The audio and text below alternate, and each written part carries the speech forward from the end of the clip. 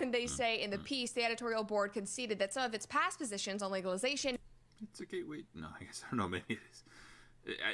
I don't know if it's necessarily a gateway drug per se, but it is a thing that is perhaps worth being careful about in and of itself. No longer hold up, including its initial assessment that marijuana addiction and dependence are quote-unquote relatively minor problems, especially compared with alcohol and tobacco. That is what the New York Times said prior to this op-ed. And listen, credit where credit is due. People are finally catching on to what so many of us have been saying for years. But attitudes and perceptions do not change overnight. And so this does not mean that people online, especially the stoners, are happy. But honestly, this basically happens every single time we call out one of society's vices. Now, before we dive into the story, make sure that you like this. People don't like having their vices called out. The whole prohibition, that was like one of the...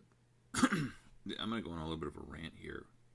I feel like quite often moral codes are the progenitors of political policy. It almost never goes the other way, where you create a political policy which then changes people's minds about their morals, right?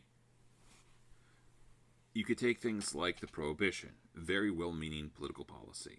Right, there's a lot of damage, just, especially these days, like car accidents every year that are caused by drunk driving, a whole manner of crime and homicide and abuse that are inspired by inebriation, arguably preventable situations if you just did away with drink.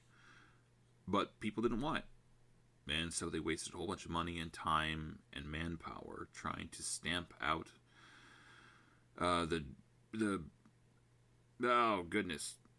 the drink industry thing.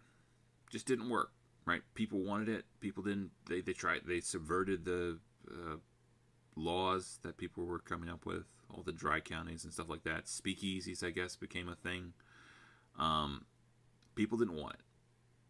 And I feel like, generally speaking, with regards to political policy, you have to have an overwhelming majority of the population that is in favor of this and will aid the police in enforcing that.